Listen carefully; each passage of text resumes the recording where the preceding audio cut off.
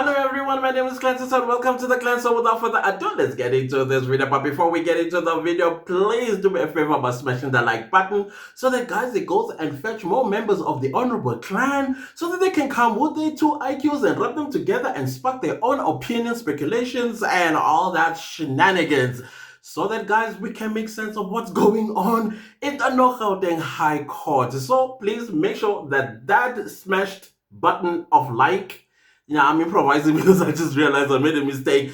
And that, guys, let's go to the Gauteng High Court. And what in the lies through his teeth is going on with Baloyi? This guy has decided, "Oh, I'm just going to stoop as low as I can with this one because I'm caught." The pot did not cook well. And now he's trying to think of the ingredient that is missing to give it, that cuisine taste, but it's not tasting. It's not tasting because Baloyi.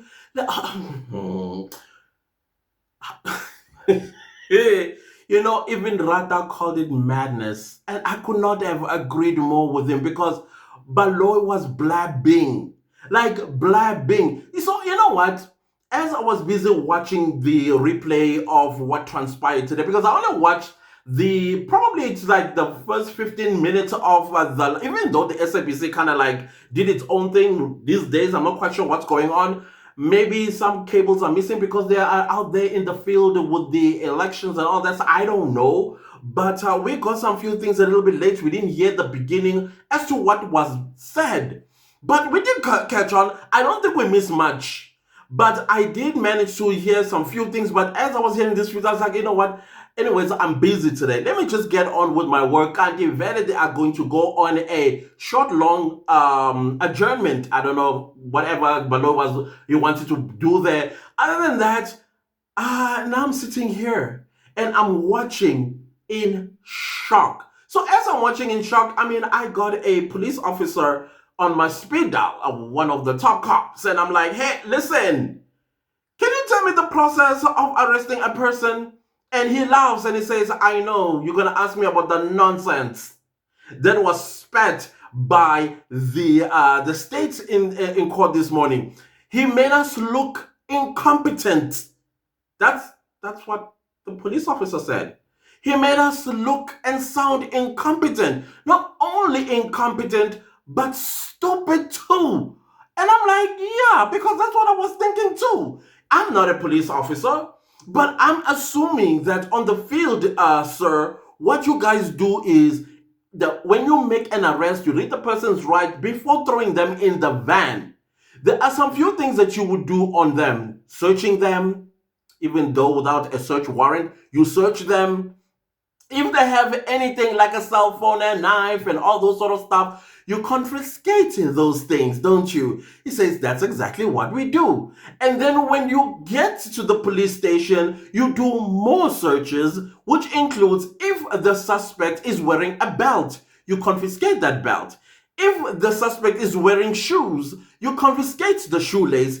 If the suspect has anything with strings on them, you remove those strings, etc., and so on. Would I be wrong to make that assumption? He said, you are spot on. And most importantly, if the suspect has a cell phone on them or a number of cell phones, and then guess what the police officer said? He says, bingo, because the cell phone is one of the things that assists the police to solidify a case in case this device has some things like some kind of gold mine about the conversations and commissions of crime between the suspect and other people. So definitely we will take the cell phone, put it in a bag and send it to SAP-13 for investigation because there might be a gold mine in there. That is what the top cop told me. And I'm like, but Baloyi says, y'all just take a person, throw them in the van with handcuffs behind their back. Well, we know that because of Ndazi's testimony that his hands were tied behind his back. And he was driven in this Fortuner all over the place for 40 hours. Let's not forget that, guys, without sleep. possibly without water and food, right? And he was taking all of these places and he was considered. Let's not forget that he was accompanied by a slew of police officers because you know why? He is a dangerous criminal. You had SAPS as well as Ekurhuleni PD that were escorting these so-called police officers that are so incompetent that they will leave the cell phone with a dangerous suspect who may use this cell phone as per their testimony that he is dangerous, and there are 50 cases that they're investigating about him, one of which the death of somebody in Nongoma. And to this day, Ntanzi has never seen the courtroom in Nongoma, let alone the police in Nongoma coming and to get him to be extradited from Johannesburg or Gauteng to Nongoma. Let's not forget that. Anyways, let's go on and discuss Baloyi's whatever that was. My lord, it does not mean oh wait, before I get to Baloyi, I know. It's one of those days where Clantis gets carried away when he sees Judge Rata acts like a judge. I don't want to. I know. Before you come for me, I know. Confession. I enjoyed Rada today. I enjoyed Rada. He was a judge. He was asking the relevant questions for clarity, because that's what I think a judge ought to do when they interject, is because they want some sort of assistance so that he can reach to a conclusion when he makes his verdicts, right? And he was so great. I was like, wow. Oh my goodness. Even when Ramosepile was misunderstanding everything that was being said by the judge and Mr. Mnisi, he was still gentle to Mr. Ramosepile. And I'm like, oh my gosh, Judge Rada, please, can you be like this consistently? Because this is exactly what you ought to have been doing all along. Unless Judge Rata realized that I am betting for a wrong horse here. All this all this so-called evidence that is before me, I think he said 150 pages. That is what Baloyi was going to go through about the towers. And why is he focusing on that one tower? Now, where Baloyi got me, seriously.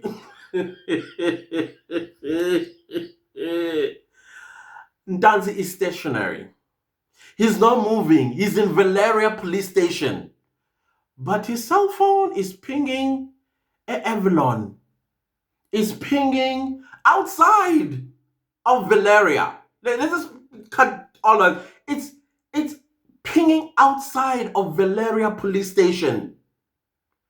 And then Baloyi has the audacity to say the police never confiscated Ntanzi's cell phone on the 16th of June 2020.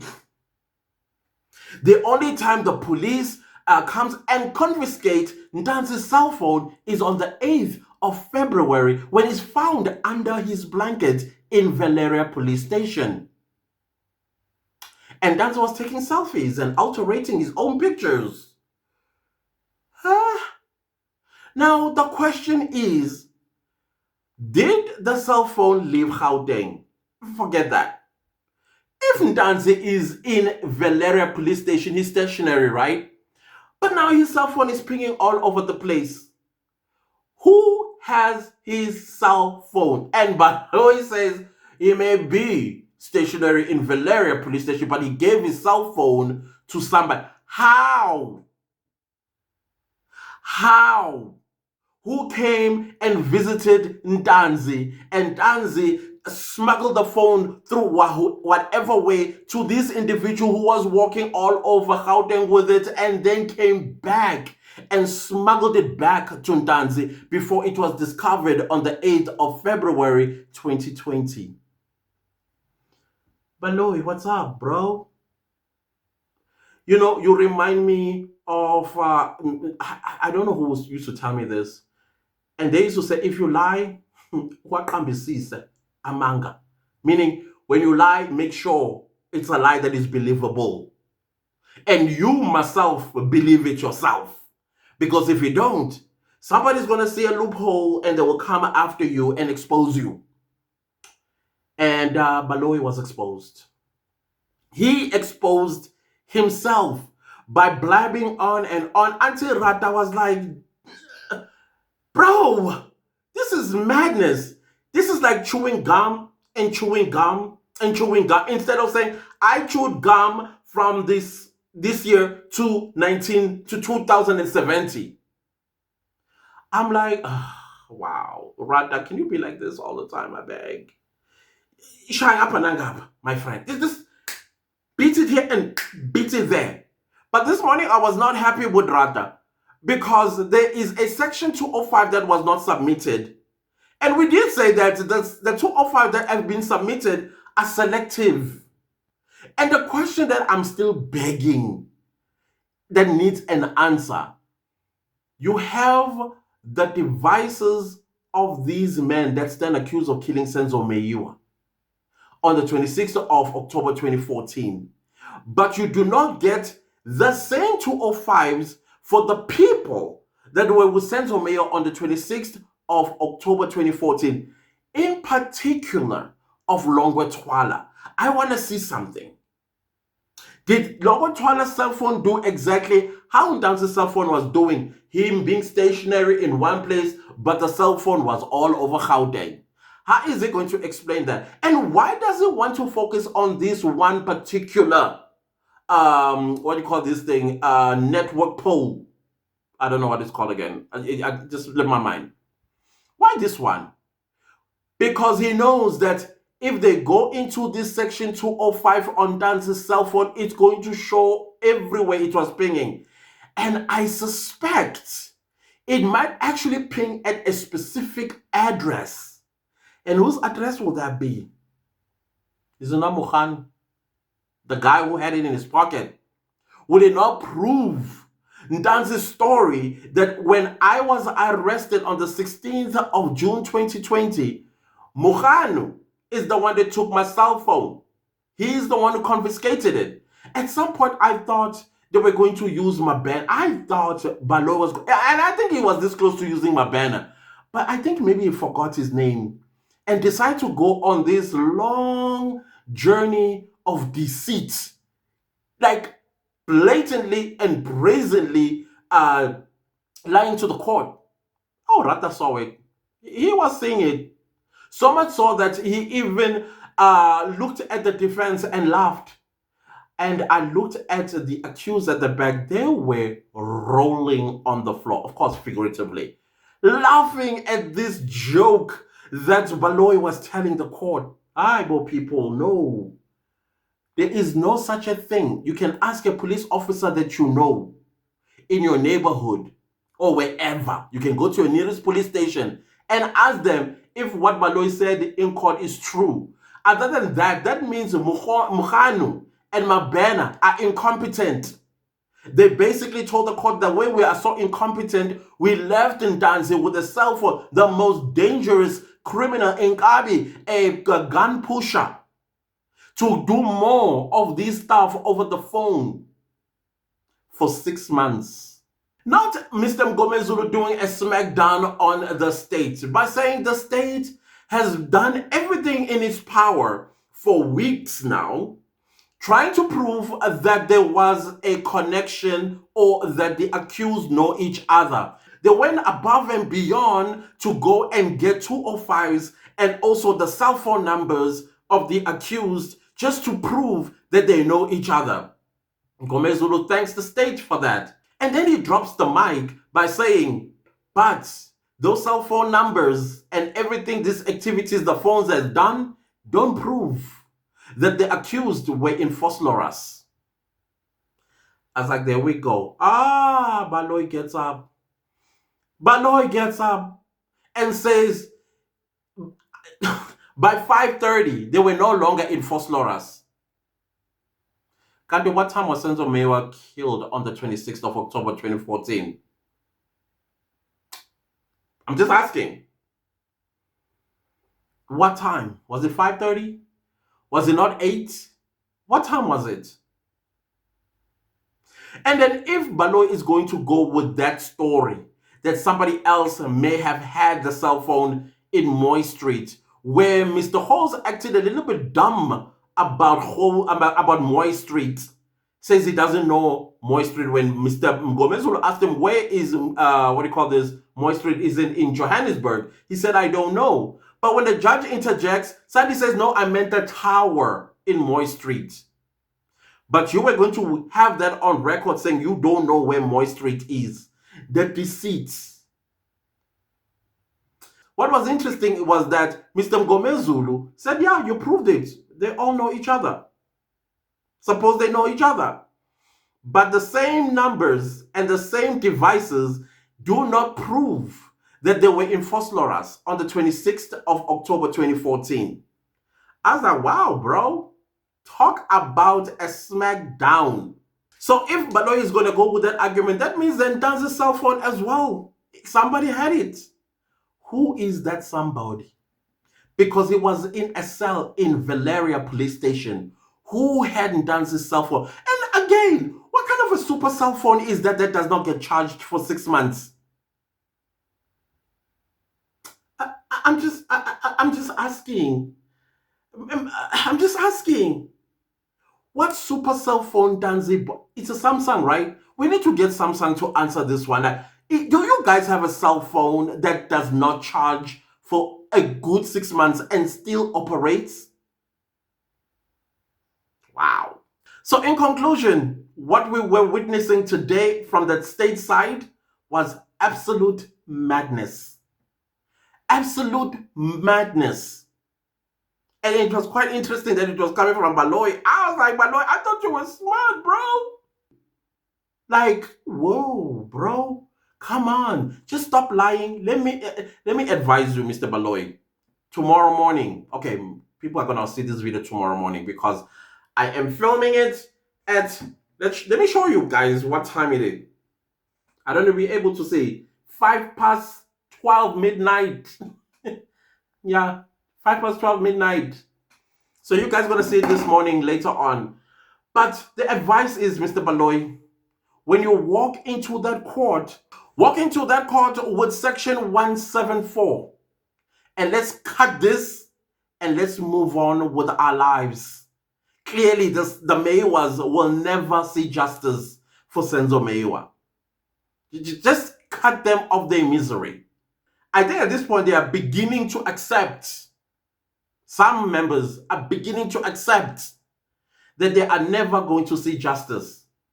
And interestingly, Mr. Baloyi, when last did you mention the name Senzo in your presentations?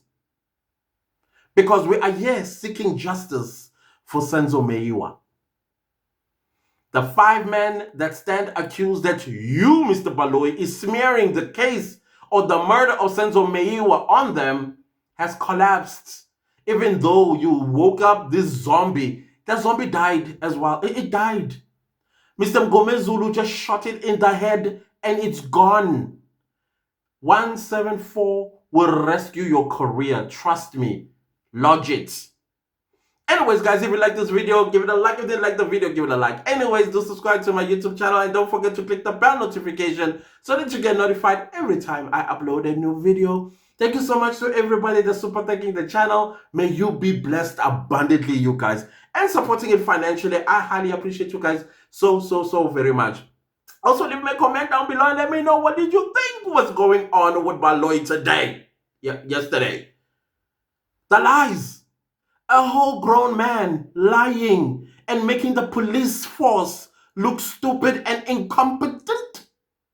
And I can tell you, this police officer that I spoke to, he ain't happy. Ain't happy. And not only him not happy, many police officers in this country are like, you're stars. Ooh, you're embarrassing us for something that we didn't do. But other than that, guys, please share this video far and wide. And I'll see you next time with a new video. Goodbye. Today's going to be hot.